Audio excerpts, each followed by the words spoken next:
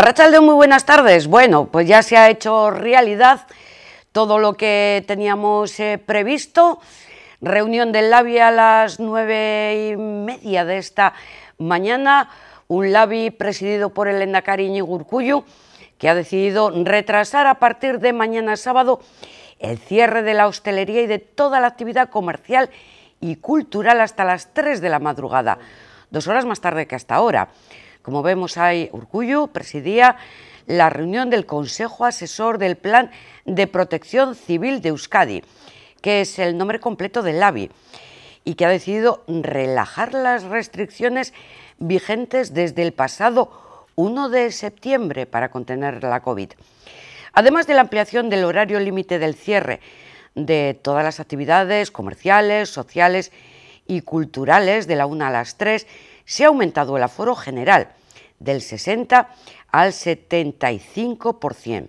Otra de las novedades es la reapertura de las discotecas y del resto de establecimientos de ocio nocturno, que tendrán un aforo del 50% de su capacidad.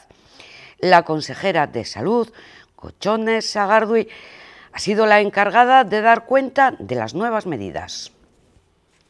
El decreto contempla las siguientes medidas: ampliar el horario límite de cierre para todas las actividades comerciales, sociales y culturales hasta las 3 horas. Permitir un aforo máximo en las diversas actividades del 75% para todos los locales e instalaciones. El máximo de personas susceptible de reunión en recintos para cualquier tipo de evento social, cultural o deportivo no superará las 1.500 personas en interiores y las 1.800 personas en exteriores. En recintos cerrados con capacidad superior a 3.000 personas, el aforo máximo no podrá superar el 40% y en recintos abiertos el 60%. Se establece para los establecimientos de hostelería y restauración el 75% de aforo en los interiores. Se mantiene la prohibición de consumo en barra o de pie. La organización del servicio en interiores seguirá siendo en grupos de hasta 8 personas y en exteriores podrá llegar a 12 personas. Los establecimientos de juego y apuestas y los chocos y sociedades gastronómicas se atendrán a condiciones muy similares a las previstas para el sector hostelero. La reapertura de lonjas, locales juveniles y similares podrá realizarse desde el momento en que la vacunación en la franja de edad de entre 16 y 29 años supere el 85% de pauta completa. Se habilita la reapertura de discotecas y resto de establecimientos de ocio nocturno de acuerdo a las siguientes reglas. Límite de aforo en interiores al 50% de su capacidad, estando prohibido el consumo en barra o de pie. El uso de pista de baile solo podrá realizarse con uso de mascarilla. El resto de disposiciones son las que se aplican al sector hostelero. Se amplía el número máximo en las visitas de grupos a museos, salas de exposiciones, centros recreativos y turísticos que se realicen en interiores hasta 20 personas. Se permite que la práctica deportiva en instalaciones interiores pueda estructurarse en grupos de hasta 16 personas. Se dispone que las administraciones públicas y las empresas puedan determinar el retorno al desempeño presencial en todos aquellos puestos de trabajo que no se encuentren regulados por la normativa sobre el trabajo a distancia o teletrabajo. Se deberá tener en cuenta la tipología y condiciones particulares de cada ámbito laboral y mantener las medidas de prevención básicas, como son el uso de mascarilla y la ventilación, de acuerdo a lo que en su caso indiquen los servicios de salud laboral. La consejera Gotzone Sagardui hacía lectura de los 10 puntos recogidos en el LABI con las nuevas medidas que, recordamos, entran en vigor mañana. Recabamos opinión de uno de los aspectos que siempre han sido más polémicos durante toda esta pandemia, que es el tema de la hostelería. su cierre, su apertura en condiciones muy limitadas y su uso también por parte de los clientes. Hablamos con el hostelero bilbaíno, con Agus Sanz. Arratsaldeon, muy buenas tardes. Arratsaldeon, Mai. Agus, ¿cómo valoras estas nuevas medidas? ¿Os sentís satisfecho con el relajamiento de las restricciones en lo que a vosotros, a los hosteleros, se refiere? Pero está claro que cualquier medida que nos permite flexibilizar un poco estas restricciones es positivo, pero bueno, siempre dentro de todas estas nuevas normas o flexibilizaciones siempre hay puntos que se pueden mejorar, está claro. Por ejemplo, el uso de la mascarilla obligatorio, sigue siendo obligatorio. ¿Altera de alguna forma el negocio o la presencia de los clientes, o lo tenemos ya todos muy bien asumido? Todavía hay gente que le tienes, muchas veces también es porque no se dan cuenta, porque la gente va por la calle, se entra al bar, se quiere tomar algo y no se da cuenta que igual en ese momento no tenía la mascarilla puesta y le tienes que decir, oye, disculpa, la mascarilla, o no puedes estar todo el rato hablando porque tienes que tener la mascarilla siempre puesta, excepto cuando vas a comer o a beber. En su inmensa mayoría estamos todavía bastante concienciados y bueno, no hay mucho problema respecto a eso. Lo que sí que vemos es que es el tema del consumo en barra o de pie lo que todavía, digamos, va a traer cola.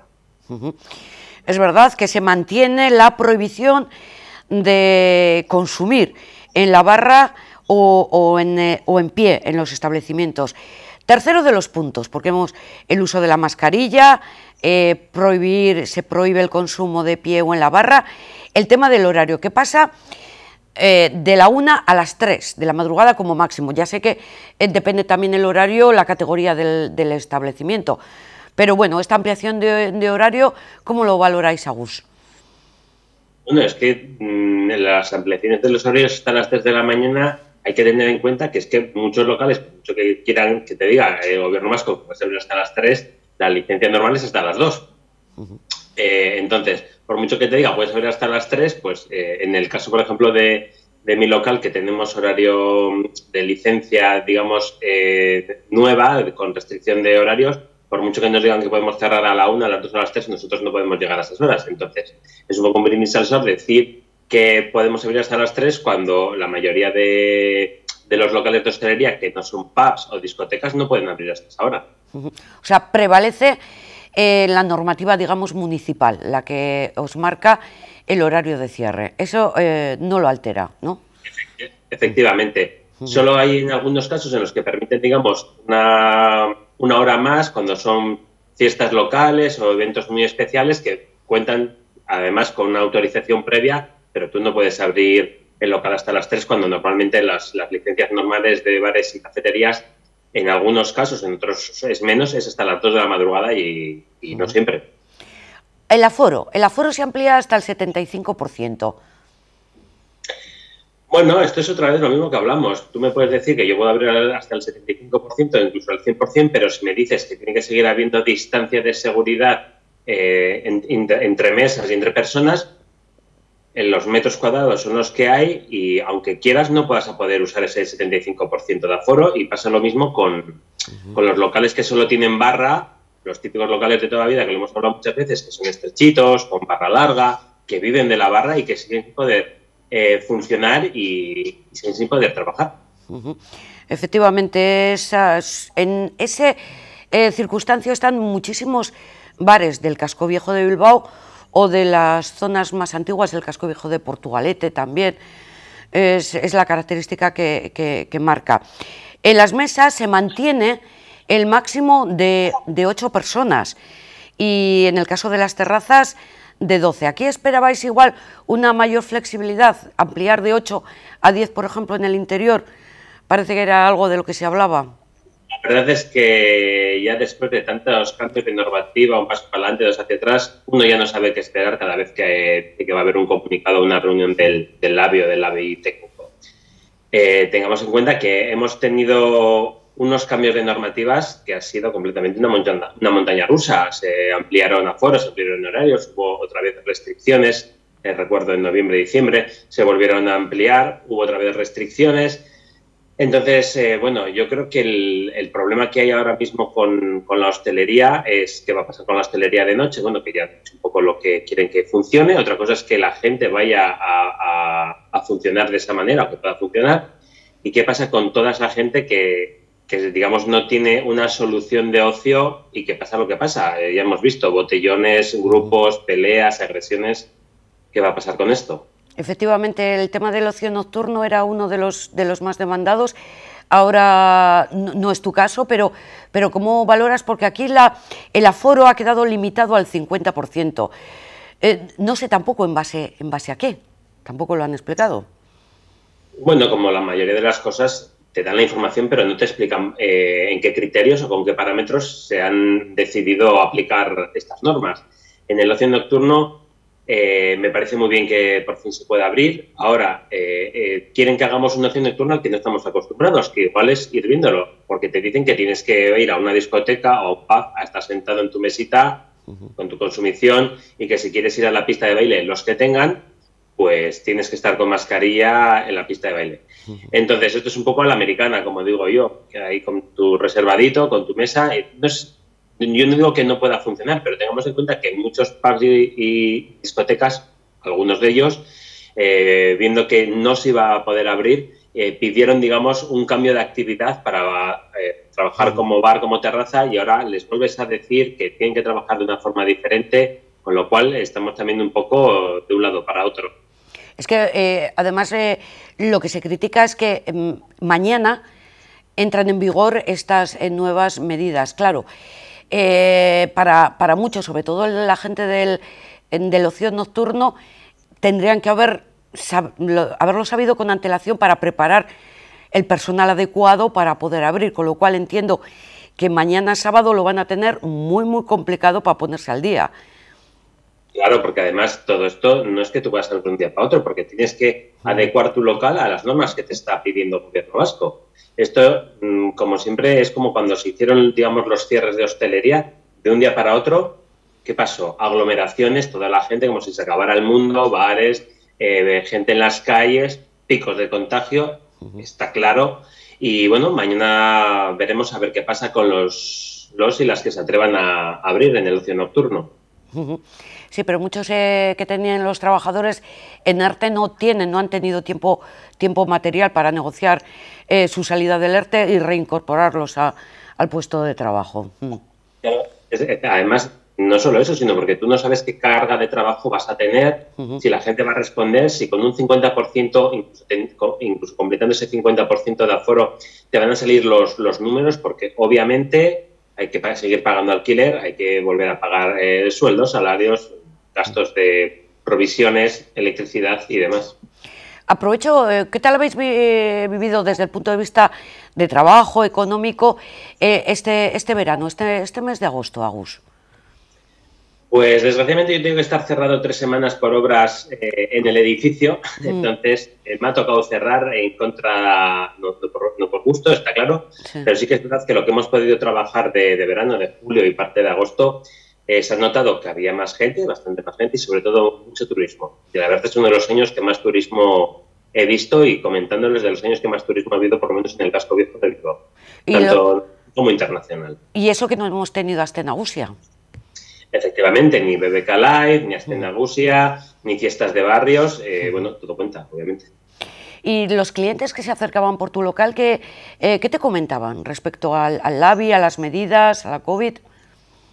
Bueno, la gente, la verdad es que muchas veces cuando les contaba, sobre todo, les llamaba la atención, bueno, hay gente que te pedía vino una cerveza y de repente veías que se iban a la calle a tomárselo de pie los pocos días que ha hecho bueno, entonces tenías que decir, oye, disculpa, es que no puedes, y la gente todavía, jolín, pero sobre todo gente mayor. Seguimos con restricciones, la verdad es que yo creo que hace falta un poco más, o se ha hecho falta un poco más de pedagogía informativa, sobre todo con ciertos sectores de población, gente mayor y gente joven, porque, claro, la gente joven le quitas el ocio de la hostelería, la práctica deportiva también ha estado muy restringida. ¿Qué pasa con esa gente? ¿Qué opciones de ocio tienen? Pues luego se ha visto lo que se ha visto, botellones, aglomeraciones de gente. Esto lo he dicho yo desde el principio, la hostelería no es la única causante de los brotes y los contagios. no ha habido soluciones de ocio para la gente y la gente ha hecho básicamente lo que ha querido, muchas veces de mala forma, y por eso estamos como hemos estado. Desde tu punto de vista, ¿crees que con estas reaperturas y ampliación de horarios se va a terminar con estos botellones? ¿O estos jóvenes que participan en el botellón han adquirido ya esta cultura de ocio? Está claro que es que además no solo los jóvenes, sino que mucha gente de edad, de 30, de 40 años, cuando cerraba todo a la 1, por ejemplo en Bilbao, ¿qué hacía? Se cogía unas latas, se cogía cervezas o se hacía litronas como cuando tenías 16, 18 años y se iban a tomar algo por ahí a la calle sabiendo que no estaba permitido. Pero el tema de ahora mismo del ocio es que la restricción ahora es hasta las 3 de la madrugada, si no me equivoco, y luego ¿qué? Luego tú estás hasta las 3, además con restricción de aforo como siempre, con lo cual no es como antes. Y luego ¿qué pasa a las 3? A casa. Después de estar hasta la... Me gustaría verlo, a ver si es verdad y a ver cómo llegamos. Y entonces yo comprendo que hay mucha gente que está muy, muy cansada porque no se le dan soluciones. Agus, pues que disfrutes, que tengas un buen fin de semana y que lo veamos todos, porque ya esto que indique que es el paso a la nueva normalidad, en definitiva. Gracias, un beso muy fuerte. Agus Sanz, hostelero de Bilbao, valorando las nuevas medidas que entran mañana en vigor, repetimos una vez más, sobre todo analizando las que inciden en la hostelería. Hoy también el lehendakari Iñigo Urkullu ha querido hablar de estas nuevas medidas, de esta relajo, de la flexibilización de estas medidas que han entrado, que hoy se han dado a conocer, que mañana serán publicadas y que entrarán en vigor. La evolución positiva de los indicadores hace posible modificar el decreto que conlleva un paso importante en la relajación de las medidas en vigor. El nuevo decreto contempla ampliar horarios y aforos y la reanudación progresiva de actividades limitadas. Entramos en una etapa de transición hacia la recuperación de un funcionamiento social más próximo al habitual pre-COVID. En 2 o 3 semanas esperamos estar en la fase de consolidación de la recuperación de una actividad social menos condicionada por las medidas limitativas que han venido concretando las medidas preventivas. Medidas preventivas generales que habrán de seguir guardándose.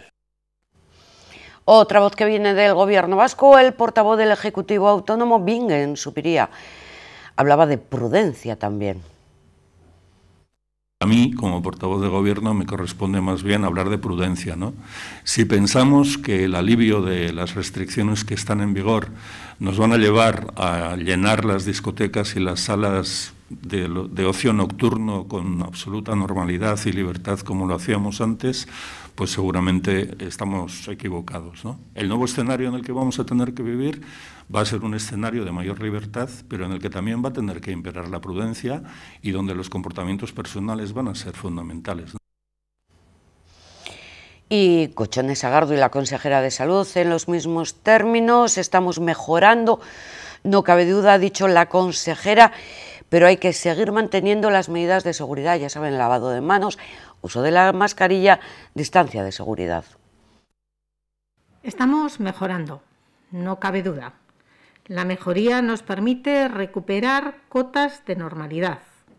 Hoy damos en ese sentido un primer paso importante. Esperamos poder ir más allá en las próximas semanas. Para ello necesitamos que los datos de los indicadores nos acompañen. Con esta perspectiva, reiteramos la importancia de mantener en estas próximas semanas las medidas básicas que venimos recordando. Esto es lo que respecta a la consejera pidiendo prudencia, pero también ha hecho una valoración de la situación epidemiológica. Estoy ahora mismo buscando los datos de las últimas 24 horas que enseguida desgranaremos, pero han sido 163 los nuevos positivos en las últimas 24 horas. Vamos bien. Sumamos hoy 48 días de descenso en la tasa de incidencia acumulada a 14 días y la previsión a corto plazo es que se mantenga la tendencia a la baja. Estos datos permiten afirmar que nos encontramos ante una situación diferente. Desde la Comisión Científico-Técnica nos plantean en su dictamen dos fases para ir recuperando un funcionamiento de la actividad social menos condicionado por las restricciones sanitarias, una de transición y otra fase de consolidación. En las condiciones actuales es procedente gestionar la etapa de transición hacia la recuperación de una actividad social normalizada. En esta etapa debemos complementar dos criterios. Por un lado, una relajación significativa de las restricciones actualmente en vigor y, por otro lado, el mantenimiento de medidas preventivas básicas, prioritariamente el uso de mascarilla en interiores y en circunstancias sin distancia interpersonal.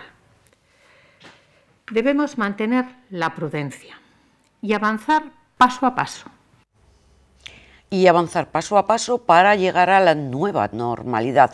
Como les decimos, 163 los nuevos casos detectados de coronavirus en las últimas 24 horas y 138 es la incidencia acumulada. Ayer se hicieron 5.462 test diagnósticos, de los que 163 fueron positivos. Por territorios, 20 en Álava, 86 en Vizcaya y 56 en Guipúzcoa. Respecto a la situación en los hospitales, ayer 24 personas ingresaron por COVID en planta y en las UCIs hay actualmente 50 personas en las UCIs debido a la COVID. Volvemos a recordar un día más la situación de nuestros municipios, de las localidades de Vizcaya, donde Lekeitio continúa un día más siendo la única localidad que se encuentra en el nivel rojo, de mayor riesgo. Suma las últimas 24 horas 3 nuevos positivos. Nos vamos con una de la izquierda. En Bilbao ayer hubo 24 nuevos contagios, 7 en Baracaldo y 3 en Sestao y Portugalete. En Santurchi se detectaron 4 nuevos casos COVID, 1 en Trapagarán, ninguno en Ortuella, otro más en Abanto, 0 en Musquis, también en Ciérvena, 2 nuevos contagios en Erandio, un nuevo caso en Leioa y 2 más en Guecho.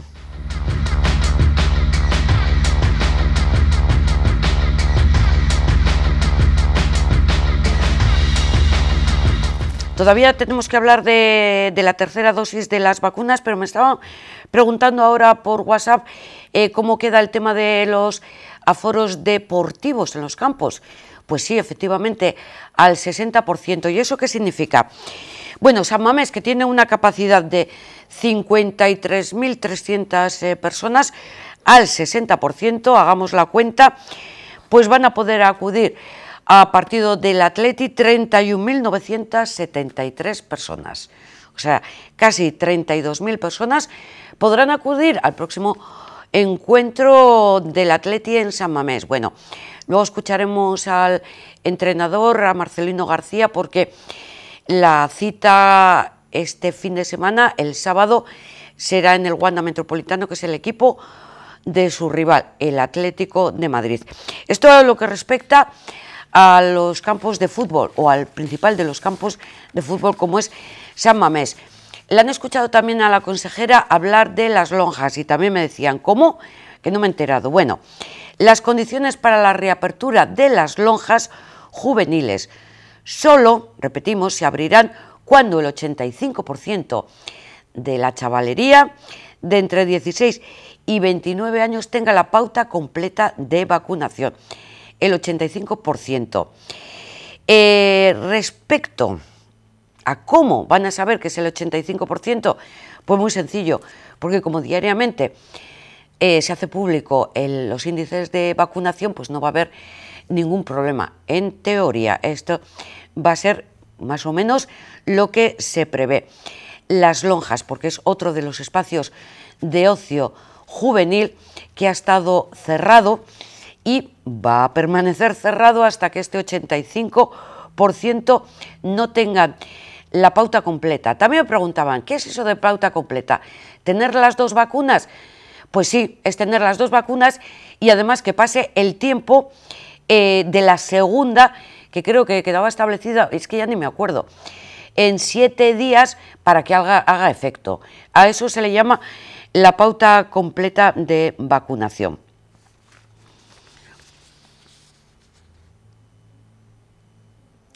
Esto, si tienen alguna otra duda, pues no tienen más que preguntar. Tercera dosis, la dosis de refuerzo. Ya venimos informándoles, se está administrando esta dosis a las personas inmunodepresivas, pero también se va a administrar a los usuarios de residencias. La fecha que marcó el Ministerio de Sanidad en el Consejo Interterritorial y en el Consejo de Salud Pública es a partir del 4 de octubre. ¿Y qué ha dicho la consejera? Pues que se apuesta en Euskadi por vacunar con una tercera dosis a todas las personas mayores, no solo a las usuarias de las residencias. Lo que se ha establecido es que previsiblemente será alrededor, en el entorno del 4 de octubre, cuando se cuente con un dictamen de la EMA y a partir de ese momento sería el momento en el que la vacunación en residencias de personas mayores se iniciaría. Nosotros con las diputaciones lo que estamos es, y ustedes lo saben bien, en continua diálogo, en continuo contacto, y lo que iremos será preparando el proceso de vacunación para ese momento, si es que se confirma que va a ser ese día 4 de octubre el inicio de la vacunación en personas mayores residenciadas en el conjunto, además de las comunidades autónomas.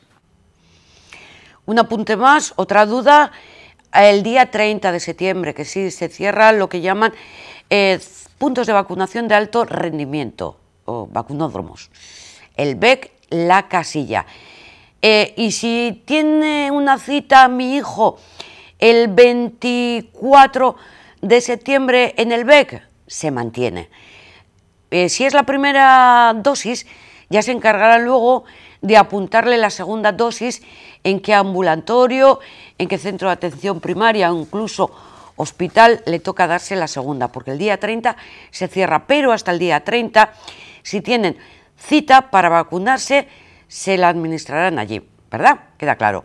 ¿Más dudas? Pues nosotros encantados de poder solventarlas. De momento, vamos a cambiar de asunto. Escuchábamos al lehendakari Iñigo Urkullu hablar del Labi, que la situación va bien, pero que se pide prudencia y paciencia. ¿Y dónde ha hecho estas declaraciones? Pues en la apertura del curso universitario 2021-2022, en este caso en Mondragón Universitatea. Esta apertura ha comenzado con la lectura de la memoria correspondiente al pasado curso, a la que ha seguido una lección inaugural a cargo de la investigadora de la línea de salud del Basque Culinary Center, Usune Echeverría, además de las intervenciones del rector, que es Vicente Hacha, y finalmente del lehendakari Iñigo Urkullu. Mondragón Universitatea contará este año con 6.000 alumnos matriculados en estudios oficiales. De ellos, 5.255 son estudiantes de grado. Los nuevos alumnos matriculados son 2.039 y de ellos 1.543 son de grado también. En cuanto al número de titulaciones, se ofertarán 17 grados y 16 másteres universitarios. Antes de escuchar una pequeña intervención del lehendakari Iñigo Urkullu, vamos a ver unas imágenes de la Aurresku que ha precedido todas estas intervenciones que estamos haciendo alusión en esta jornada inaugural, nuevo curso académico Mondragón Universitatea.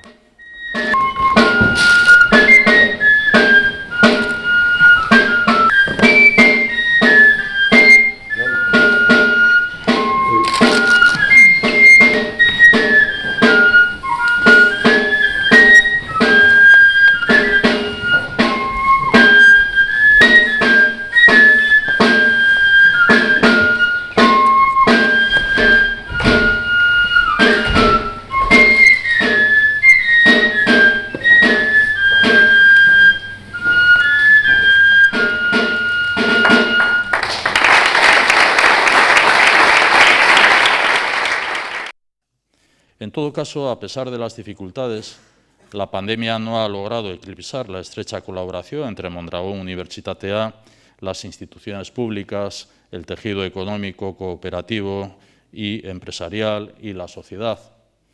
La universidad ha seguido poniendo en el centro sus valores, conocimiento, innovación y su estrecha interacción con el tejido tecnológico, económico y productivo. Una de sus señas de identidad, junto a un modo diferente y propio de entender el talento, la empresa y las relaciones laborales y económicas. Este nuevo curso vamos a desarrollar la segunda estrategia Universidad más Empresa. Compartimos 3 objetivos. Talento transformador, pilar para un futuro en clave de sostenibilidad. Transferencia de conocimiento enfocada a la innovación. Misiones científico-tecnológicas, esfuerzos compartidos y orientados. Esta misma semana hemos planteado la necesidad al Gobierno español de avanzar en el modelo de formación universitaria dual, reforzar la colaboración Universidad más Empresa. Hemos requerido que aprueben definitivamente el contrato para la formación dual entre sus objetivos.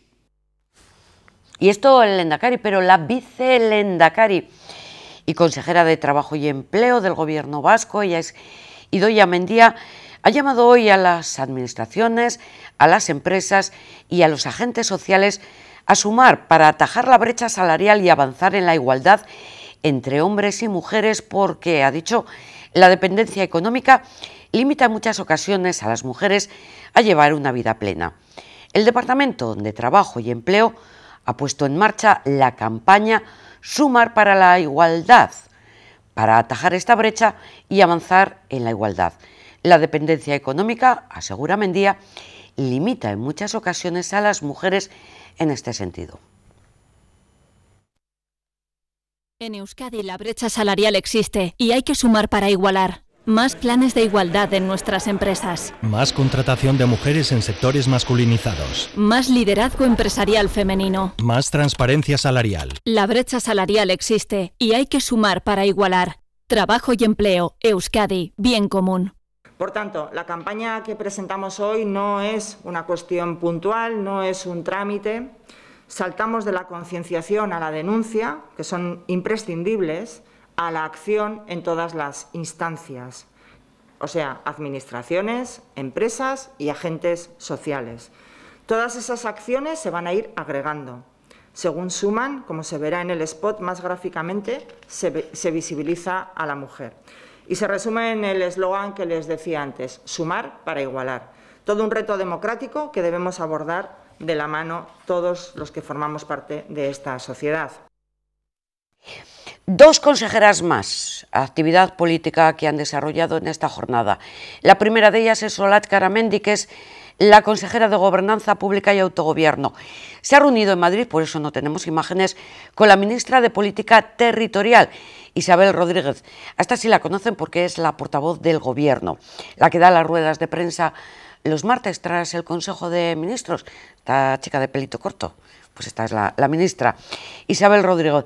Y ha acordado que durante el mes de octubre el Gobierno español va a trasladar al Gobierno vasco propuesta de transferencia sobre el ingreso mínimo vital. Ya saben que hemos estado hablando en numerosas ocasiones. De hecho, ayer el Lehendakari en el Pleno de Política General decía, y es que ni siquiera todavía nos han transferido el ingreso mínimo vital. Bueno, pues parece que a raíz de esta reunión podría transferirse este ingreso mínimo vital. Y también, muy importante, las líneas ferroviarias. Las líneas ferroviarias que son, entiendo, las de Renfe. Estas que funcionan tan mal. Estas que dicen, no, Renfe, no, que es Adif, que es por las obras. Vamos, que siempre hay retrasos, que no funcionan. Llevamos desde diciembre, se lo hemos contado y lo volveremos a contar, con la línea Ortuella, o sea, con el tramo Ortuella-Musquis, que no funciona más que con una lanzadera. Bueno, pues dicen que esta transferencia de línea ferroviaria también van a llegar a Euskadi. Bueno, pues tratan de formalizar una comisión mixta de transferencia para llegar a estos acuerdos de los que les daremos cumplida información. Pero ahora hablamos de otra consejera que también ocupa mucho espacio aquí en este magazine informativo diario que tenemos en Tele7, que es Beatriz Artolazabal, la consejera de Igualdad, Justicia y Políticas Sociales, porque hoy ha visitado el centro Olacueta-Etxea de Berriz. Este acoge a personas migrantes en tránsito, pues que son las personas como más vulnerables. Principalmente acoge a mujeres solas o con menores a su cargo. Artolazabal ha aprovechado su estancia en este centro del gobierno vasco que está gestionado por Susperguintza para reclamar al gobierno español la transferencia de aquellos asuntos relacionados con las personas migrantes. Ven, de este punto no han tratado, ¿eh?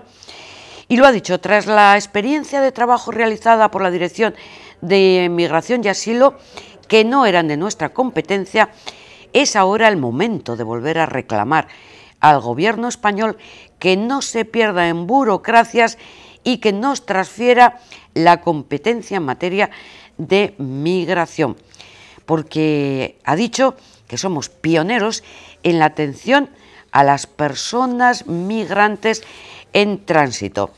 Artolazabal ha aprovechado también su intervención para referirse a la modificación del reglamento de extranjería que gestiona el Ministerio de Escrivá y al que las direcciones de Migración y Asilo y Familia e Infancia han realizado aportaciones antes del verano. La consejera Artolazabal ha destacado además la importancia de centros como Olacueta-Etxea, este que están viendo en sus pantallas, que es el de Berriz, que es refugio para muchas mujeres que viajan solas, cobijo para muchas mujeres que viajan con sus hijos y para muchas madres y padres que son además familia numerosa. Trato de imaginar lo difícil que tiene que ser decidir abandonar tu casa, tu hogar, a tus seres queridos, para adentrarte en un viaje incierto. Lanzarte a un peligroso itinerario, como se ha demostrado en busca del sueño europeo. Kilómetros y kilómetros de incertidumbre. Historias verdaderamente dramáticas, tal y como nos han relatado las personas migrantes en tránsito que hemos atendido a lo largo de estos años en los diferentes recursos que disponemos en Euskadi. Historias dramáticas y a veces también trágicas. Y tenemos dos ejemplos estos meses en el Bidasoa. Dos muertes prematuras que nos han impactado. Qué triste que fallecieran cuando tenían tan cerca conseguir su objetivo, ¿verdad? La dureza de este viaje no conoce la compasión. Es duro para la mayoría de los jóvenes que intentan completarlo con el amparo, con su juventud y con sus capacidades físicas. Pero para las mujeres, este viaje puede ser verdadero e infinito y puede ser un infierno, sobre todo si viajan con menores a cargo. Para evitar ese infierno, espacios como Olacueta-Etxea se convierten en imprescindibles. Y ahora es el momento de volver a ocuparnos en este espacio informativo de cuestiones de salud diferentes, aunque sí afectadas por la COVID-19. Es el caso de la dermatitis atópica, que tiene dificultades un tercio de la población, que es la que sufre de esta enfermedad y que tiene dificultades, como decimos, para lidiar con los síntomas. Hablamos con África Luca de Tena, de la Asociación de Afectados por Dermatitis Atópica. Arratsaldeon, muy buenas tardes, África. Hola, buenas tardes. Buenas tardes, Yolanda. ¿Tú eres afectada? Sí, yo soy paciente desde el nacimiento. Eso te iba a preguntar. ¿Cuándo se detectan los primeros síntomas que el médico te dice o dice a los familiares? Es que tiene dermatitis atópica. Generalmente, como la dermatitis atópica afecta fundamentalmente a la población infantil. O sea, en España 1 de cada 5 niños padece dermatitis atópica. Entonces, generalmente se detecta en la infancia. Hay personas, como es mi caso, que es a los pocos meses de nacer, y a lo mejor hay otros que debutan un poquito más tarde. En los adultos es más extraño que se detecte ya en la edad adulta, aunque así que a veces pasa. Lo que ocurre en el caso de los adultos es que el diagnóstico es más complicado, porque se puede confundir con otras cosas. En niños el diagnóstico suele ser muy rápido y en cuanto aparece esa piel seca, los eczemas y sobre todo el hecho de que el niño se rasque, que sienta mucho picor, es lo que a los dermatólogos ya es como que les da la pista definitiva. Pero no se realiza ninguna prueba, es simplemente con un diagnóstico visual los dermatólogos saben diagnosticarlo. En tu caso, por ejemplo, ¿has seguido un tratamiento que empezaste, pues eso, siendo niña, hasta la actualidad, o es algo que se cura definitivamente siendo un poco responsable? A ver, esto es una de las confusiones a veces. Hay veces que por muy responsable que seas y por mucho que sigas todos los consejos de los médicos, pues no se va, no se cura. Tienes épocas mejores, peores, pero esto es algo que frustra mucho a los pacientes porque piensan, pero si es que estoy haciendo todo lo que me dicen, y a los familiares, claro, a los padres, dicen, pero si hago todo lo que me dice el médico, pero es que es muy difícil porque es una enfermedad autoinmune. Entonces, tu sistema inmunológico, así hablando como en claro, de manera coloquial, es como si estuviera loco y te ataca cuando no tiene que atacarte. Entonces, hombre, yo tengo 40 años, a lo largo de mis 40 años he hecho 500 cosas intentando curarme, pero uno tiene que asumir que tu piel siempre va a tener, nosotros tenemos lo que se llama la barrera cutánea alterada, nuestra barrera cutánea no está bien, es como si, los dermatólogos suelen poner este ejemplo, si tú te imaginas una pared de ladrillos, la de una persona que no tiene dermatitis, sus ladrillos están perfectamente colocados, de manera que sirven de aislante y retienen esa hidratación. En nuestro caso, esa pared pues no está bien el cemento colocado, de manera que perdemos la hidratación y también nos entran muchos agentes que no deberían entrar. Y esa pared, digamos, la vas a tener mal siempre, pero tienes que cuidarla y hidratarte todo el rato con cremas específicas para que mejore. Pero aún así pasamos... Los que llegamos a la edad adulta pasamos por 8.000 tipos de tratamientos y a algunos nos va mejor, otros peor, pero bueno, ahora están viniendo muchos tratamientos nuevos, lo que es una esperanza para los pacientes. Es verdad, ojalá que haya investigación y que se avance en este sentido. ¿Cómo habéis vivido el verano? Pues mira, el verano es un poco fastidiado para los atópicos, porque nos pasa una cosa que es que el sudor nos pica muchísimo. Yo fíjate cómo es la cosa que yo, como he vivido toda mi vida con dermatitis atópica, yo pensaba que le picaba a todo el mundo. Y hace 2 años, de repente un día hablando con mi marido, no sé qué le dije del picor del sudor y me miró y me dijo, no, pero el sudor no pica. Y dije, ¿cómo que no pica? Y digo, ¿a ti no te pica? Y me dice, no. Y digo, ¿lo único que te molesta del sudor es que tienes la piel húmeda? Y me dice, claro. Y llamé a una compañera de la asociación y le dije, oye, ¿tú sabías que el sudor no picaba? Y me dice, ¿qué dices? ¿El sudor pica? Y digo, ¿pero cómo puede ser? Pero claro, cuando has vivido con eso toda tu vida ni te lo planteas. ¿Y qué pasa cuando te pica, ¿no? La piel con el calor? Que nos rascamos todavía más de lo que ya nos rascamos y nos provocamos heridas. Y esas heridas se infectan y se generan lesiones. Y te da vergüenza porque te ven y te quieres tapar, entonces tienes más calor. Es un círculo vicioso un poco complejo, pero también el verano nos permite ir a la playa. Algunas personas tienen suerte y se van a la playa y el mar y los ambientes así un poquito más húmedos suelen ser beneficiosos para los atópicos. ¿Pero el sol en términos generales es bueno o malo? El sol, mira, hay muchos dermas que te recomiendan que tomes el sol siempre evidentemente con la precaución adecuada, con cremas adecuadas y tal, pero sí que nos suele beneficiar. Pero es que esto, cada paciente es un mundo y hay pacientes que, por ejemplo, el sol les da reacciones alérgicas, porque también, unido a la dermatitis atópica, los pacientes, muchos de ellos tienen alergias, asma. Entonces, bueno, pues como tienes una piel muy sensible, tienes que tener cuidado, pero en general el sol no nos va mal, no es una cosa... De hecho, uno de los tratamientos que se aplican a algunos pacientes es la fototerapia. Y África, los afectados por dermatitis atópica, ¿encontráis limitaciones en vuestra vida cotidiana, en la vida laboral, en la vida, pues no sé, más de fuera del entorno laboral, es decir, o familiar o de estancias de fuera? Sí, bueno, por ejemplo, hay muchas personas a las que la dermatitis atópica les afecta mucho en las manos. A mí me afecta mucho en las manos.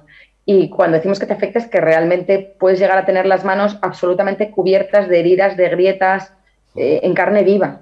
Y eso a veces te dificulta incluso el manejo de las manos, agarrar algo, doblar los dedos. No los podemos doblar porque tienes tantas grietas, pero que se abren y que sangran, que no puedes cerrar las manos.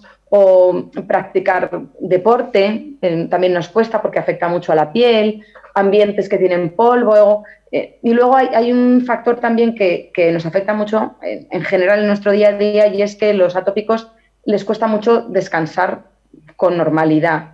Como a nosotros nos pica la piel 24 horas al día, pero es que nos pica todo el rato, te pica también durante la noche y hay muchísimos, bueno, es que hay como en torno a un 74% de los pacientes que dicen que no pueden dormir, no duermen del tirón ni mucho menos y se despiertan varias veces a lo largo de la noche e intentan incluso calmar ese picor de alguna manera. Y claro, si no descansas bien, todo se hace muy cuesta arriba. Es muy difícil concentrarse, también es difícil concentrarse en el trabajo cuando todo el rato te está picando la piel y luego muchos pacientes también sufren ansiedad y depresión porque se sienten incomprendidos y porque también tenemos mucha vergüenza a veces del aspecto físico, porque tenemos ronchas rojas por la cara, por el cuerpo y bueno, tienes la sensación de que la gente te mira. Ya. Y a nivel de tratamiento médico, de atención sanitaria, ¿qué tal lo lleváis y sobre todo de qué forma ha afectado esta prioridad que se ha dado durante todo este año y pico a la COVID-19? Pues mira, en lo que son los pacientes que tienen una dermatitis atópica grave, es decir, que a lo mejor tienen un porcentaje muy alto de su cuerpo cubierto por eczemas, están viniendo nuevos tratamientos que son una esperanza, pero que todavía nos va a costar acceder a ellos porque hay que pasar por muchas cribas. En cuanto a los pacientes que son más leves, bueno, pues sigue siendo un poquito sota caballo rey, es decir, cremas hidratantes, corticoides y los pacientes en general se desesperan mucho. Y nos pasa una cosa a los pacientes que los brotes, esto cursa en brotes y hay veces que estás mejor y peor. Tú pides cita con el médico y a lo mejor la pides y estás fatal, pero te dan para dentro de 3 semanas. Y esas 3 semanas, la noche antes, tú no sabes por qué, milagro, te levantas fenomenal. Pero en el fondo no quieres levantarte fenomenal porque lo que tú quieres es ir al médico y te vea lo mal que estabas para que te crea. Pues ahora con la COVID, claro, el problema es que muchas veces también son consultas telefónicas y nosotros necesitamos que se nos pueda ver el paciente, aunque parezca que es una absurdez, necesita que el médico le pueda examinar y poder desahogarse con alguien, explicarle a alguien y enseñarle las lesiones que tiene para que entienda, empatice con lo que está pasando. Y ahora, claro, nos imposibilita esto y dilata las consultas, con lo cual muchas veces esos brotes se descontrolan. Necesitaríamos a lo mejor un seguimiento más continuo e incluso los pacientes hablamos de que sería interesante que en España también existiera la figura del enfermero, bueno, que existe, digo, la figura del enfermero asociada a la dermatitis atópica, en el sentido de que enfermeros y enfermeras serían clave para nosotros poder tener un seguimiento del tratamiento sin necesidad, a lo mejor, de estar esperando una cita para consulta, que entendemos que hay lista de espera muy larga, pero con esa figura y que les enseñe bien, pues, qué productos de higiene tienen que utilizar, cómo y cuándo se tienen que aplicar las cremas, seguro que los pacientes podrían controlar mejor su enfermedad. Es que hay y luego ya, claro, está el tema de los geles, lo hemos pasado todos los atópicos con el gel y el lavado de manos, yo lo he pasado fatal. Porque, desgraciadamente, claro, nosotros, el agua es un poco kriptonita para nosotros. Cada vez que nos lavamos las manos, se te secan muchísimo, te escuecen, te pican. Y con el gel muchísimo, claro, tienes heridas abiertas y estás echando gel hidroalcohólico que yo cada vez que me lo echaba parezco una trastornada. Voy así a una tienda y hago y luego entro. Pero lo hemos pasado un poco mal, pero bueno, es que había que hacerlo. ¿Qué vamos a hacer? Pero te puedes quedar tranquila porque la mayoría de la gente o tenemos amigos o familiares con dermatitis atópica. O sea que es una situación que ya normalizamos o que vemos, dermatitis, qué faena. Sí. Qué faena, pero bueno, pero lo conocemos y lo entendemos. Hay un dato, por ejemplo, que habéis hecho público. El 44% de los pacientes considera que la dermatitis atópica impacta en su salud mental. Sí, mira, cuando tú conoces a pacientes, ya te digo, estamos hablando sobre todo de pacientes que tienen una dermatitis atópica que ha sido continuada en el tiempo y que es grave, es decir, que tienen muchas partes de su cuerpo afectadas. Esos pacientes, aparte del agotamiento mental por estar de verdad, es que hay que imaginar estar 24 horas al día, 7 días a la semana, 365 días al año con picor. Es muy agotador. Y con heridas, y se sienten incomprendidos, se sienten aislados y sienten vergüenza de su aspecto. Muchos pacientes nos relatan, y yo misma lo he vivido y lo he hecho, que huyen de los espejos. Les da, a lo mejor luego no somos tan monstruosos como nosotros creemos, pero como tenemos la cara, pues eso, a ronchas, los párpados a veces hinchados, doblados, porque hay que distinguir entre eso, una dermatitis atópica leve, que puede ser la que aparece cuando doblas los brazos o en las corvas, a cuando tú tienes muchas zonas afectadas. Entonces, esas personas sienten vergüenza de que les toquen, vergüenza de su aspecto físico, cancelan planes porque saben que van a estar incómodos con la ropa que llevan, o porque les da vergüenza que les vayan a mirar, o porque todo el rato tienen una sensación de incomodidad. Y todo esto genera ansiedad porque estás permanentemente incómodo dentro de tu propio cuerpo. Situaciones como de estrés, que son situaciones cotidianas del día a día, ¿influyen a la hora de que aparezcan más síntomas? Sí, no es que esté científicamente comprobado, pero lo comprobamos los pacientes. Tienes un examen, bueno, como suben los niveles de histamina, tienes un examen, pues te ponen mal. Te peleas con tu pareja o lo que sea, pues no es de extrañar que al día siguiente tengas un brote y estés, pues a lo mejor con todo alrededor de la boca rojo, o los párpados inflamados, o el cuello, o las orejas. O sea que sí, todos los pacientes expresan que el estrés les afecta negativamente. El pasado día 14 se celebraba el Día Mundial de la Dermatitis Atópica. ¿Con qué objeto, con qué lema, qué habéis querido hacer visible también esta enfermedad? En este caso, bueno, cada año vamos haciendo, pues somos una asociación relativamente joven, pero cada año vamos focalizamos en una cosa, y este año hemos hecho una campaña que está centrada en el síntoma del picor, porque ya digo que nos limita mucho. Entonces, bueno, hemos hecho una serie de vídeos, 3 vídeos, que son 3 escenitas, como si fueran 3 microhistorias de 3 momentos, una entrevista de trabajo, una cita romántica y alguien que está practicando deporte, y que tratamos de reflejar cómo, aunque parezca que esa persona está ahí, está en la cita o está en la entrevista, su cabeza está en aguantar, soportar ese picor que le hace no disfrutar del momento, o no poder estar concentrado, o dar lo mejor de sí, o fallar. Entonces nos hemos centrado en trasladarle a la gente que, aunque no lo parezca, esos pacientes todo el rato están batallando contra ese síntoma que es tan agotador. Pues esperamos que, ahora que parece, y bueno, no sé, toco madera, que esto de la COVID se está acabando, pues como siempre pedimos un poquito más de investigación, un poquito más de recursos para todas estas cuestiones sanitarias de las que hablamos continuamente.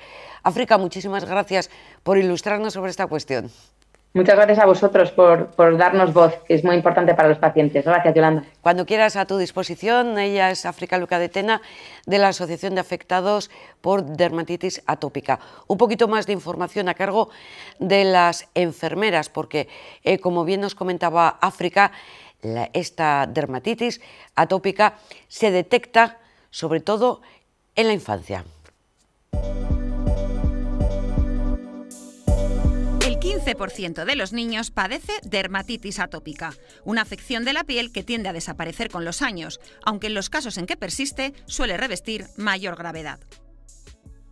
Entre sus manifestaciones se encuentran el eczema, el prurito, el engrosamiento de la epidermis y la sequedad. El cuidado diario es esencial para mantener a raya la enfermedad, y estas son las claves. Evita el calor, el sudor, el ambiente seco, los irritantes y los alérgenos. No te automediques y emplea solo el tratamiento farmacológico prescrito por tu profesional sanitario. Para la higiene diaria, mejor utilizar jabones hipergrasos y sin DEET. Las duchas, mejor breves y de agua tibia. Sécate a pequeños toques, sin frotar, y emplea una toalla de algodón. La hidratación de las pieles atópicas es fundamental, mejor si es 2 veces al día. Huye de los desodorantes, las esponjas y los tatuajes. El picor lleva al rascado y esto genera una espiral difícil de romper. Para evitarlo, siempre que esto te pase, emplea hidratantes que sean también emolientes. Si conservas el producto en la nevera, el frío hará que sea más efectivo. El uso de agua termal también puede aliviar el picor, así como la técnica del pijama húmedo o la aplicación de vendas mojadas. Mantén las uñas cortas por si acaso. Además, en tu día a día utiliza ropa de fibras naturales como el lino y el algodón, retira las etiquetas y lava las prendas antes de estrenarlas. Para ello, utiliza detergente líquido y hace un extra de aclarado. Elige calzado de piel o tela y si utilizas guantes de goma, protégete empleando guantes interiores de algodón. Ya en casa, asegúrate de que haya una correcta ventilación y mantén libre de polvo, alfombras, moquetas y edredones. Y en tu día a día, controla el estrés.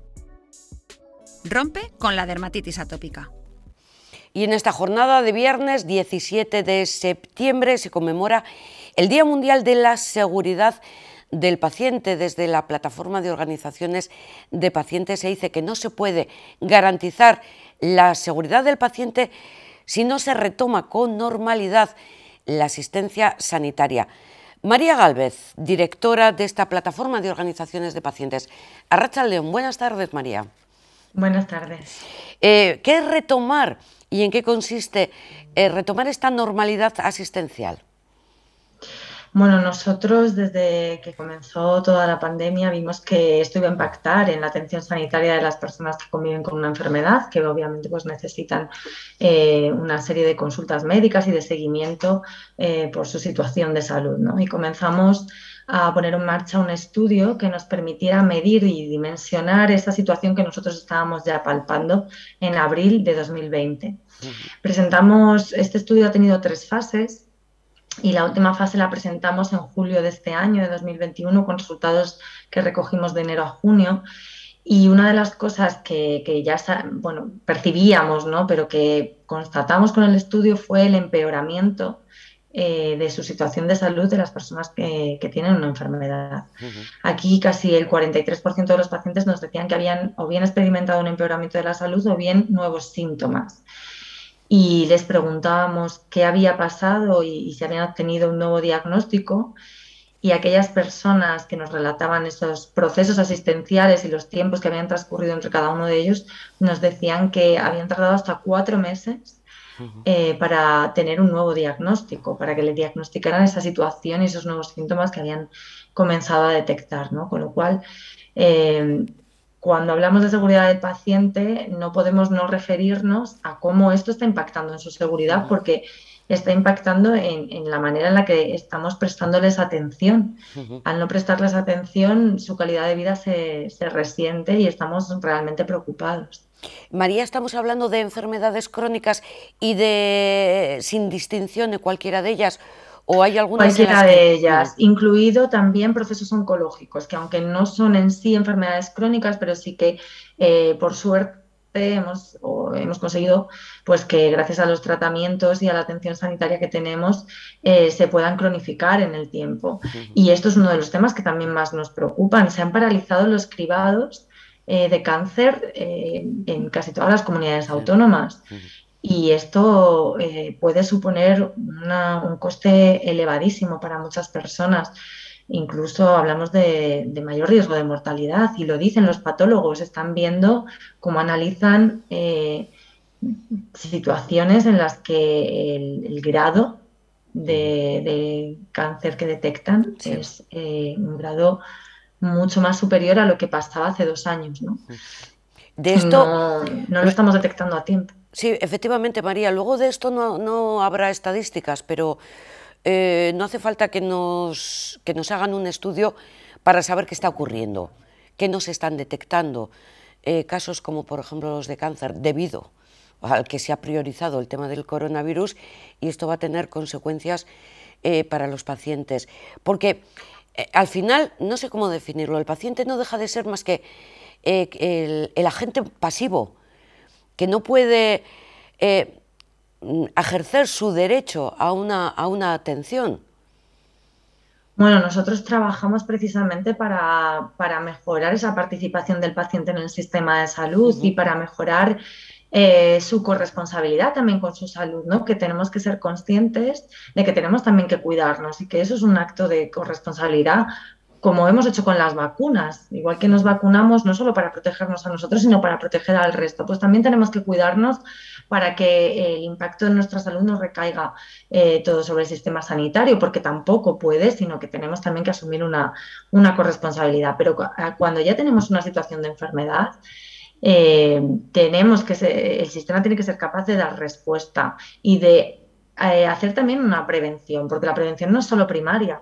también hay una prevención secundaria y terciaria que no podemos olvidar, y eso se consigue con un seguimiento a los pacientes, con una educación en salud, con un mayor control de algunas, sobre todo algunas patologías que lo requieren, y eso ahora mismo no se está pudiendo hacer. El sistema todavía no ha recuperado el músculo que tenía antes, que ya estaba dañado y que ya veníamos reclamando más recursos, ¿no?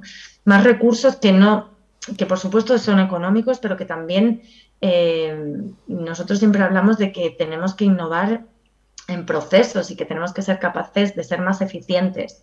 Y una de las formas de ser más eficientes es tener datos. Aunque nosotros percibamos la realidad, tener datos nos va a ayudar a tomar mejores decisiones. Y todo esto que nosotros estamos haciendo de medir es para poder trasladar y dimensionar esa situación, ¿no? Porque muchas veces sabes qué está pasando, pero no sabes hasta qué grado está sucediendo.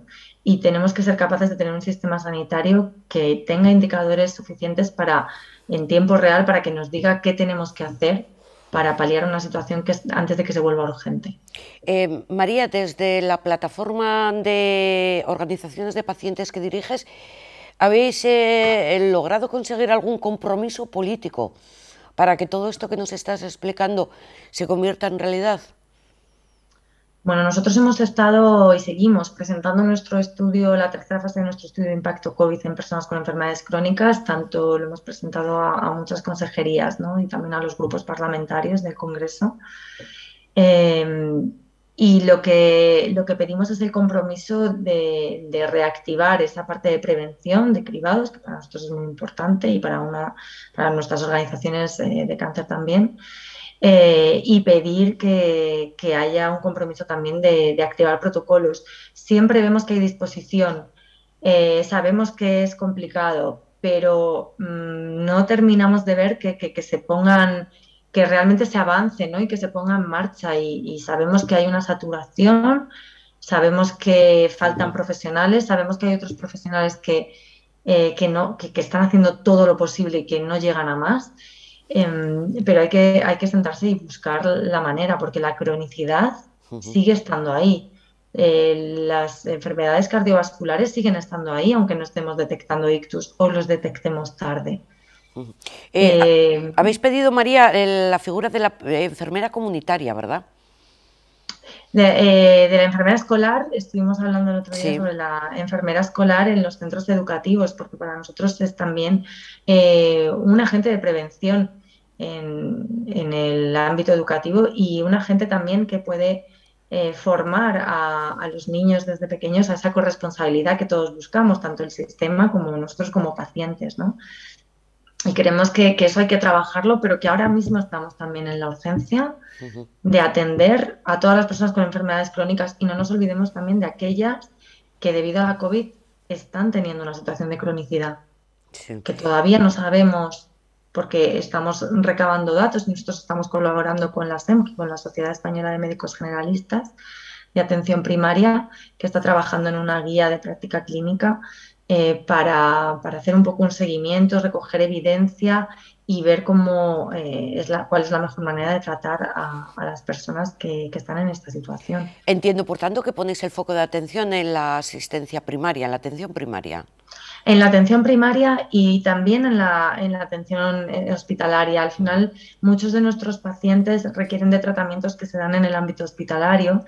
Algunos de ellos se puede hacer el seguimiento en primaria, y, por supuesto, lo que hablamos siempre es de coordinación, de que tiene que haber una continuidad asistencial, que el paciente necesita tener un profesional sanitario de referencia que sea el que se coordine, y que tanto si es en la atención primaria, que es fundamental sobre todo para la detección, para la prevención, para la educación en salud, para llevar muchas patologías crónicas que se pueden controlar en la atención primaria, pero igualmente aquellas personas que necesitan atención hospitalaria tienen que poder contar con esa continuidad asistencial, ¿no?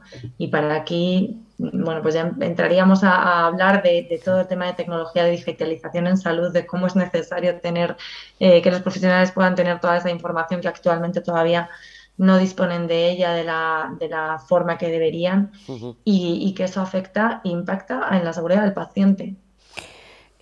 Podríamos decir que la presencialidad también entra en otra de las necesidades, de las prioridades de cara a, pues eso, para atender al paciente, sobre todo en tema de enfermedades crónicas. no la atención que nos hemos visto obligados ahora, digamos, telefónica o telemática, volver a la consulta? Sí, nosotros estamos trabajando, de hecho, en un proyecto también con sociedades científicas y con otros profesionales para, bueno, una vez que ha pasado ese boom, ¿no?, de que no nos quedaba otra que hacer esa atención de manera telefónica o telemática, principalmente telefónica en un porcentaje muy alto, ver cuándo tiene sentido que utilicemos esa atención telemática, porque es una herramienta que es fundamental, pero no podemos olvidar que la presencialidad ayuda también a la relación entre profesional sanitario y paciente. Ahora que se habla tanto de problemas de salud mental, trasladar un problema de salud mental vía telefónica es muy complejo para un paciente y también para un profesional el crear ese entorno de confianza para que ese problema pueda salir, ¿no?, a la luz y pueda tratarse. Entonces, estamos intentando trabajar en cuáles son los procesos adecuados, en qué protocolos tenemos que llevar a cabo, cuándo se puede, cuándo no se puede hacer esa atención telemática, utilizarla siempre que podamos porque vamos a ser más eficientes, pero teniendo en cuenta que cuando hablamos de patologías crónicas hay aspectos que tienen que ser tratados de manera presencial. Y hacer, por ejemplo, uno de los aspectos que más se ha visto afectados y que también sale en nuestro estudio es la parte de adherencia al tratamiento.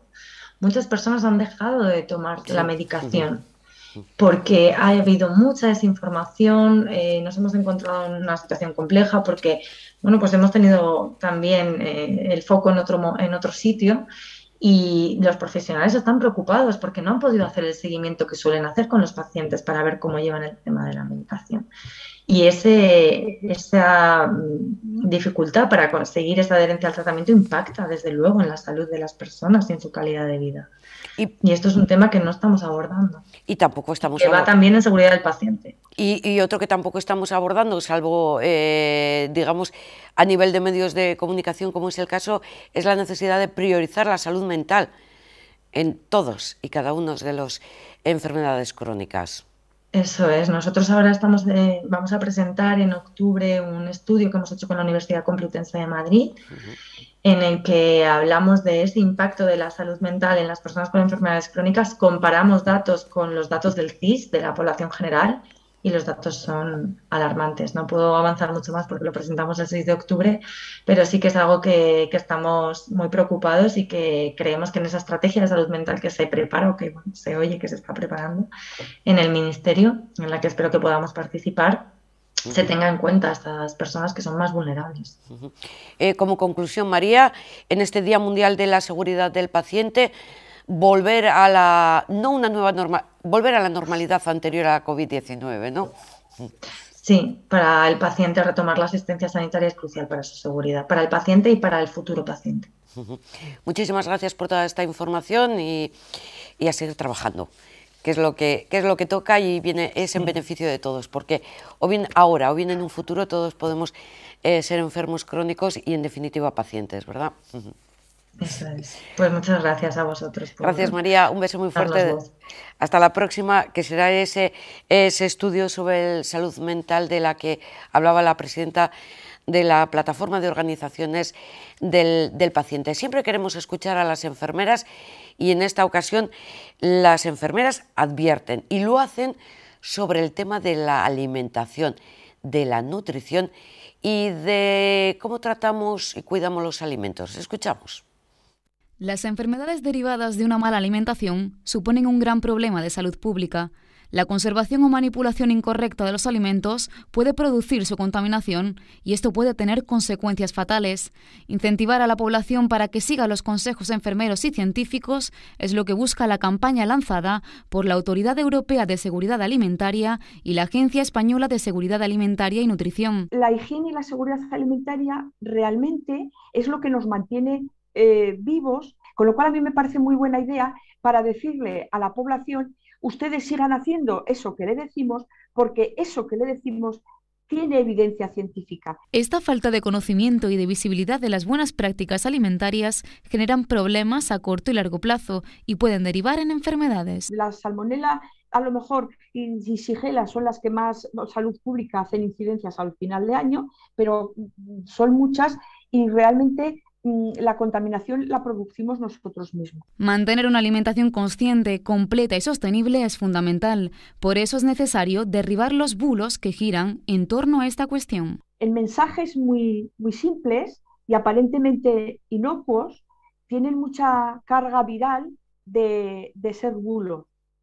Pues cosas como que no se puede beber agua durante la comida porque eso engorda, o que la lechuga por la noche engorda. Además, el principal objetivo es evitar la desnutrición y para conseguirlo la labor enfermera es fundamental. La enfermera de atención primaria, la enfermera educadora en nutrición, las enfermeras escolares, que las enfermeras escolares no están para poner la tirita ni para atender al niño diabético, están para hacer educación en salud y fundamentalmente educación nutricional. Esa enfermera es un punto, es un agente principal en la transmisión a la población. Y para evitar problemas futuros es necesario visibilizar la importancia de la nutrición y ser conscientes de los problemas personales e institucionales que conlleva.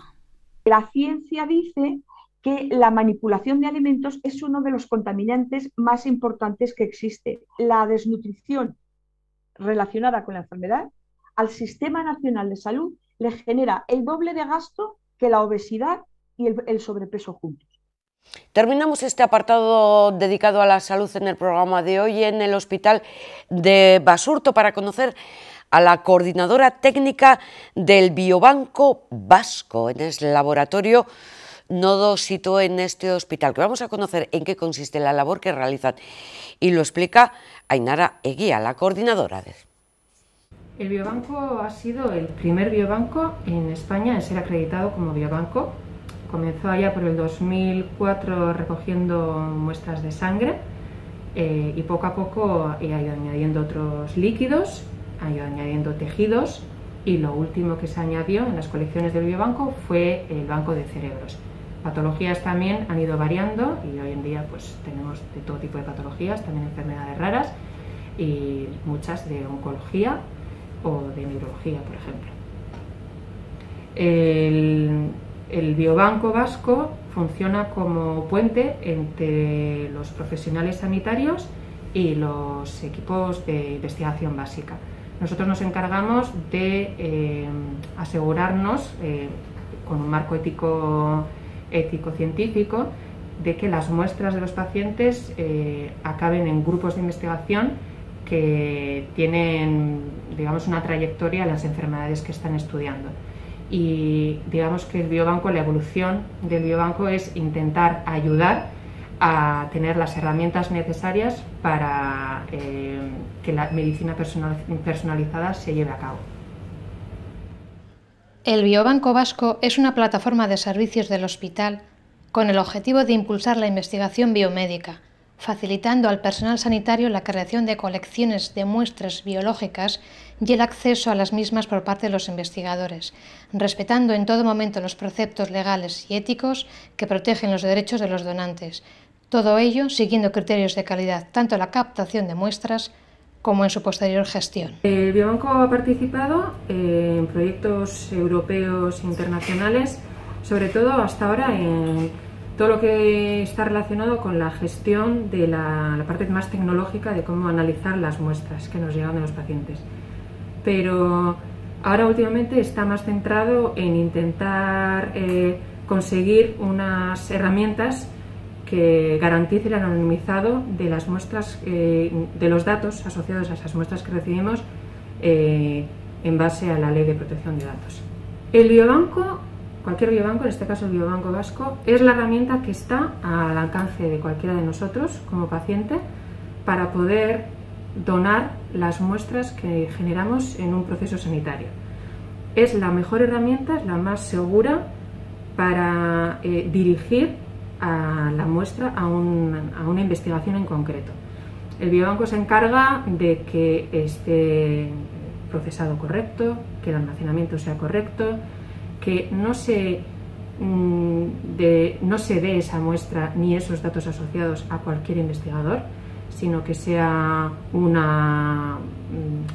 un ético y legalmente esté todo controlado para que la muestra esté destinada a un bien concreto. Y bueno, al final todos acabamos siendo pacientes, y a nosotros como pacientes a lo largo de la vida, en primera persona o no, nos va a suceder que estamos en un proceso sanitario en el que nos va a gustar que nos atiendan con las mejores herramientas, nos atiendan, nos diagnostiquen, nos curen, poder ser, y eso pasa porque hay investigación básica. Y para eso necesitamos que los donantes nos den sus muestras y que los clínicos tengan el tiempo también para explicar lo que es un biobanco y cómo funcionamos. El Biobanco Vasco funciona en red, como he explicado antes. No hace falta que siempre sea en el mismo hospital, en el mismo ambulatorio, con el mismo clínico que nos atienda. Siempre todo lo que se genera en Osakidetza se junta dentro del Biobanco Vasco, aunque estemos ubicados en diferentes hospitales. Y también somos la plataforma Biobanco para los institutos como Biodonostia, Biocruces Vizcaya o Bioáraba. Por lo tanto, creo que es una herramienta que está al alcance de todos y que beneficia a todos en general. Última parte de este programa lo vamos a dedicar al deporte, muchas citas. Este fin de semana nos vamos a centrar en las que tenemos el sábado.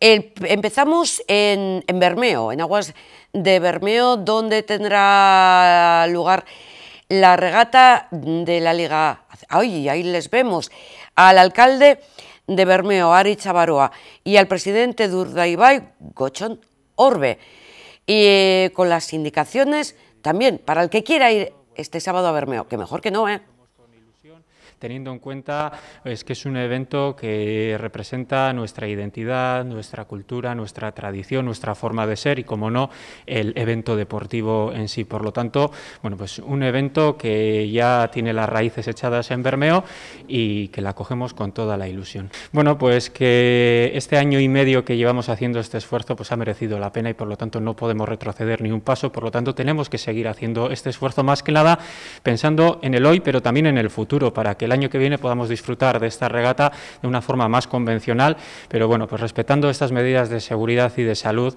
yo creo que podemos disfrutar de la regata con esa intensidad que el deporte requiere y con esa emoción que tiene el remo.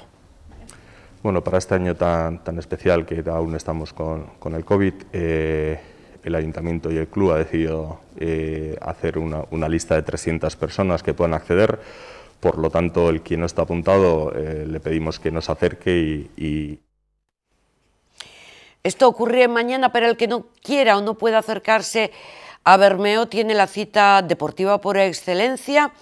Es el Atleti, que se enfrenta en el Wanda Metropolitano al Atlético de Madrid. Nos despediremos escuchando las palabras de su entrenador, del entrenador del Atleti, Marcelino García. Pero antes también, y apuntaba, otra de las citas deportivas, más o menos deportiva también.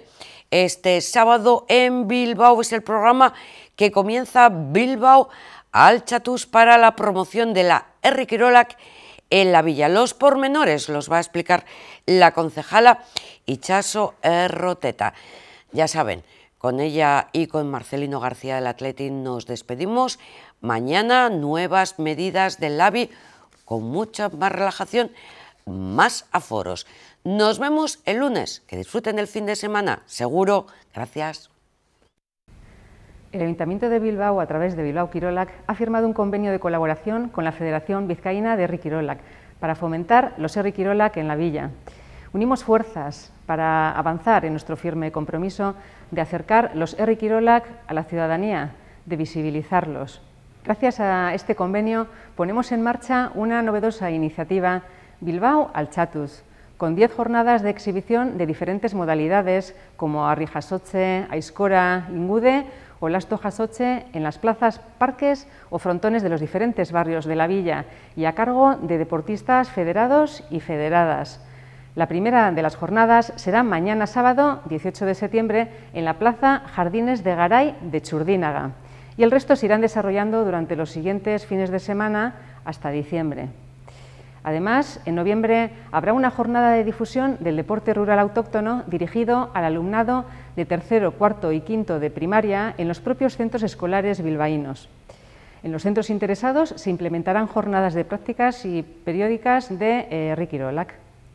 Queremos que la ciudadanía en general y muy especialmente las y los más pequeños los conozcan, que prueben las distintas modalidades y que sepan que son una opción de hacer deporte, diferente a otras opciones más habituales como el fútbol, el baloncesto o el atletismo. Los Herri Kirolak son deporte, pero son algo más. Son costumbre, tradición, idiosincrasia, y eso es algo que no podemos perder porque forma parte de la riqueza cultural vasca. Van muy pocos partidos y creo que las conclusiones se sacan cuando los partidos se van sucediendo, pero en un número mayor. Entonces, lo que está claro es que el Atlético de Madrid tiene 10 puntos, es, como acabas de comentar, colíder, es un plantillón, actual campeón, me parece un equipo, además, muy buen equipo, porque a esa plantilla se suma pues el trabajo de un grandísimo entrenador que es capaz de aunar todas las calidades individuales en beneficio de un colectivo que funciona como una apisonadora. Y entonces a mí me parece que el Atlético de Madrid este año es pues un candidato al título, evidente, ¿no? Porque lo es actualmente y creo que de los equipos de arriba es el que más se ha reforzado. Pero esto no quita que nosotros vayamos ahí con la máxima ilusión y ambición de jugar un muy buen partido y lograr un resultado bueno para nuestros intereses. Bueno, ahora venimos de una semana, por lo tanto este primer partido es igual que los anteriores, en cuanto más o menos día arriba o día abajo el tiempo que hay entre uno y otro, así que le daremos pues un trato similar y a partir de aquí veremos la respuesta física que nos va a exigir este partido.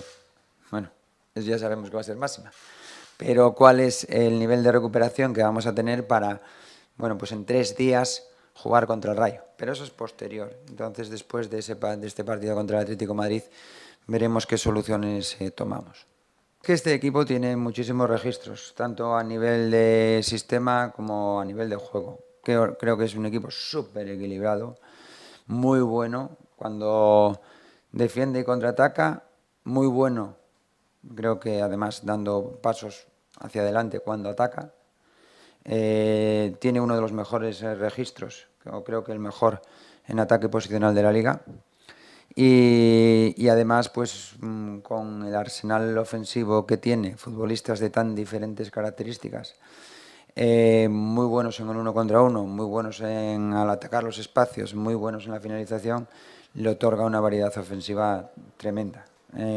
Nosotros tenemos que jugar un gran partido, lo sabemos, y vamos a intentarlo porque estamos bien y estamos con seguridad en lo que hacemos y con confianza para jugar un partido muy competido, y como somos un equipo que creo que demuestra gran dificultad a los rivales, pues es lo que vamos a hacer allí contra el Atlético de Madrid.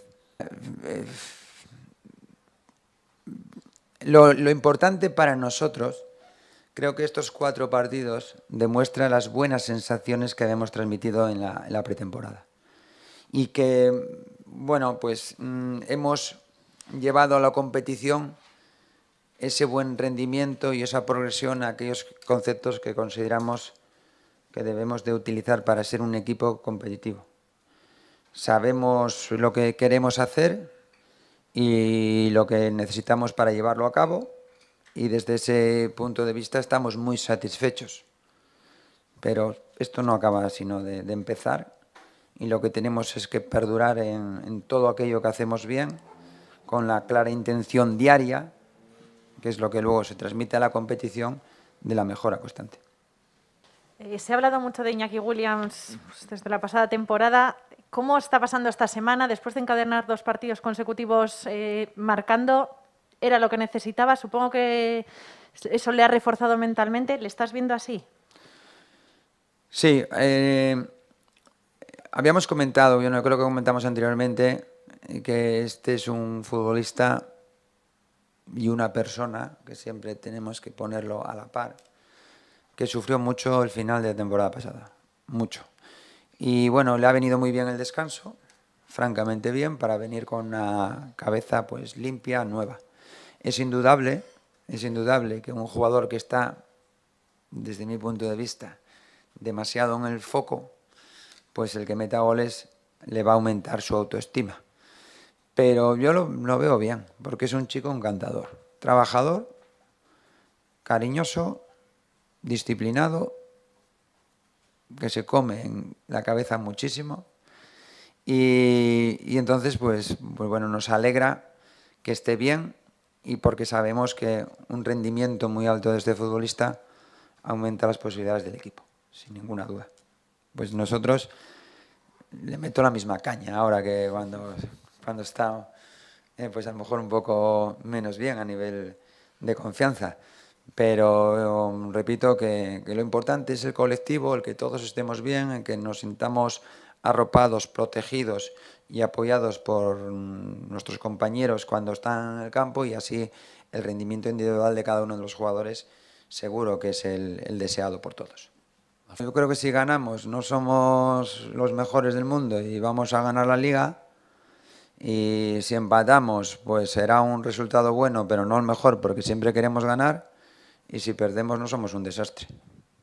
Entonces creo que no hay que fijarse tanto en lo que suceda durante 90 minutos. Somos conscientes que jugamos contra un equipazo.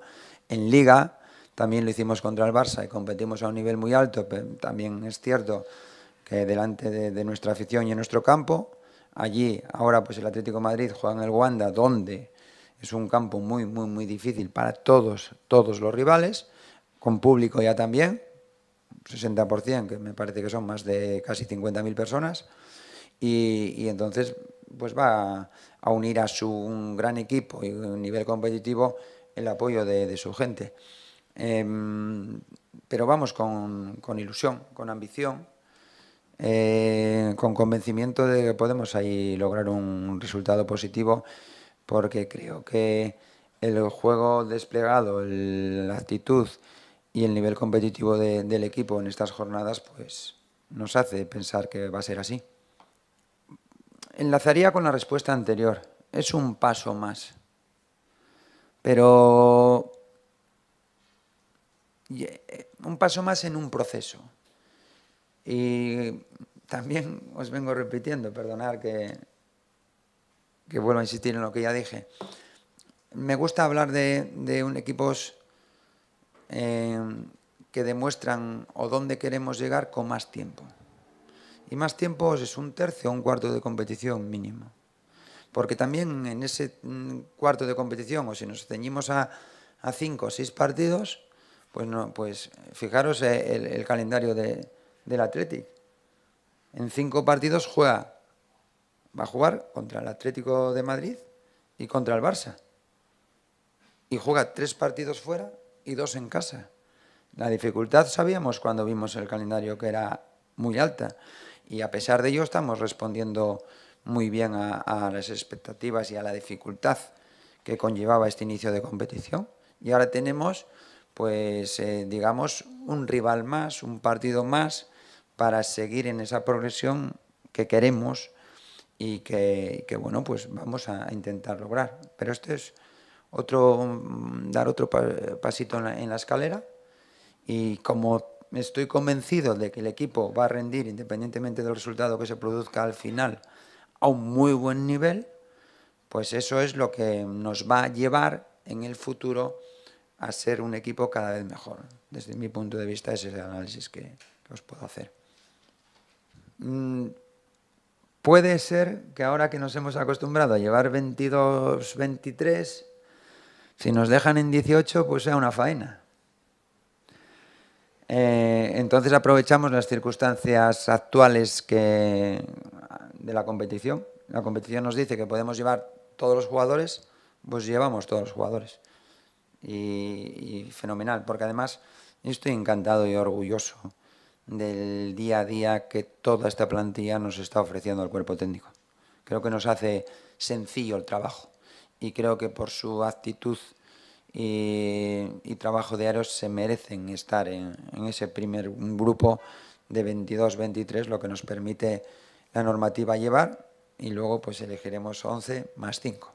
Pero bueno, el equipo debe ser consciente de que el rendimiento de 16 jugadores durante los minutos que les toque jugar cada día de competición va a ser clave para el desarrollo y lo que nosotros podamos lograr en esta liga. Es indudable que somos un equipo colectivo, bueno, pero tenemos que tener además ese día de acierto, que no es sencillo y que en el fútbol pues unos días lo tienes y otros no. Aprovechar las oportunidades que tengamos, que normalmente contra el Atlético de Madrid no son muchas. Tenemos que ser agresivos, intensos y verticales en el ataque, y luego muy solidarios, comprometidos y dinámicos, intensos en faceta defensiva. Andar.